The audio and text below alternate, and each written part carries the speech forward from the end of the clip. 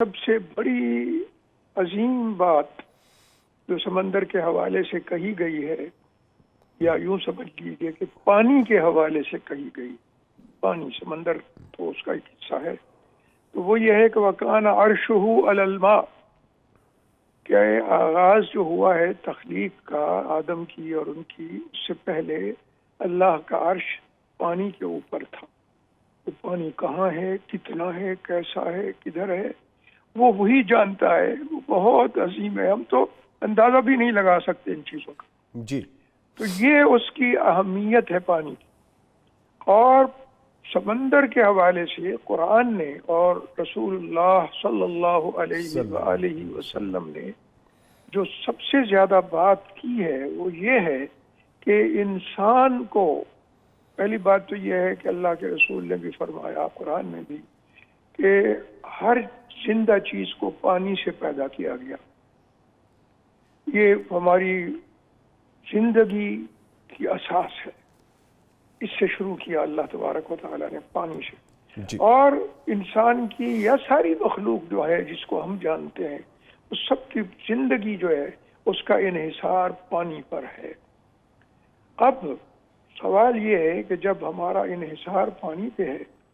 تو یہ سمندر جو ہیں یہ ہمیں کیا، ان کی خدمت کیا ہے، یہ کیا کرتے ہیں انسان کے لیے؟ تو یہ بات سائنس نے بھی واضح کی، یہی بات اللہ تبارک و تعالیٰ نے قرآن میں بھی فرمائی کہ جو بھی پانی انسان کو ملتا ہے، زمین کی ساری مخلوقات کو ملتا ہے، وہ سارا کا سارا پانی، اس کا سورس، اس کا منبع، اس کا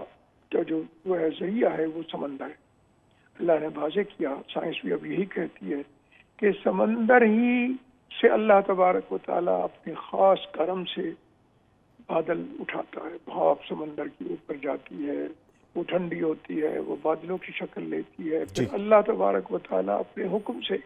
جہاں جہاں جتنی اس نے عطا فرمانا ہے، جتنا ضرورت ہے اس کی مخلوق کو، اتنا اس حساب سے وہاں پہنچا، اور وہاں جا کے پھر وہ بادل برستے ہیں۔ اس سارا جو ذریعہ ہے ہمیں پانی ملنے کا اسی سے ہے۔ اگر وہ ہم زمین کے نیچے سے لیتے ہیں تو بھی یہی پانی ہے جو زمین کے نیچے جذب ہوتا ہے اور پھر پھیل جاتا ہے، اور تقریباً ہر جگہ انسان جو ہے وہ اس میں بور کر کے، اس سے کنویں کھود کے، کئی طریقے ہیں اس کے پاس، وہ اس کو حاصل کرتا ہے۔ ٹھیک ہے۔ اور اگر وہ دریاؤں میں ہے جی، اور نہروں میں ہے تو بھی یہی پانی ہے جو اللہ تبارک و تعالیٰ بادلوں کے ذریعے سے، وہی سب بادل جو سمندر سے اٹھائے جاتے ہیں ان کے ذریعے سے مہیا فرماتا ہے، وہی بارش ہے جس کی وجہ سے یہ سب دریا بھی چلتے ہیں، چشمے بھی چلتے ہیں، نہریں بھی چلتی ہیں، ہر طرح جو بھی انسان کو پانی ملتا ہے وہ سارا اس کی بنیاد سمندر سے۔ اس لیے اس کا صرف یہ نہیں کہ اس کی قدر کرنی چاہیے، بلکہ یہ تو سخت ناشکری اور حماقت ہے کہ انسان وہی سمندر جو اس کے لیے زندگی کا سبب ہے، اس کے بغیر زندگی کا تصور نہیں ہے، آغاز حیات جو ہے وہ بھی اسی سے ہوا ہے، تو جس سے یہ سب کچھ زندگی قائم ہے، ساری مخلوق کی زمین پہ جو بھی ہے، تو اس سمندر کو وہ گندا کرے،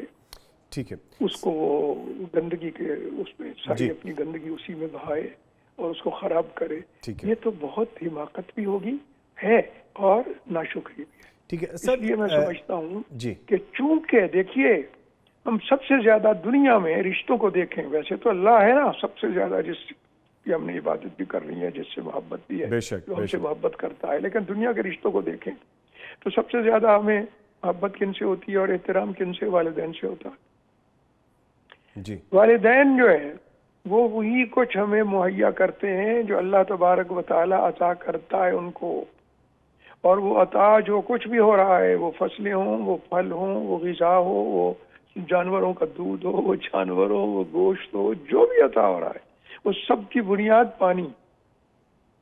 اور پانی جو ہے وہ سمندر سے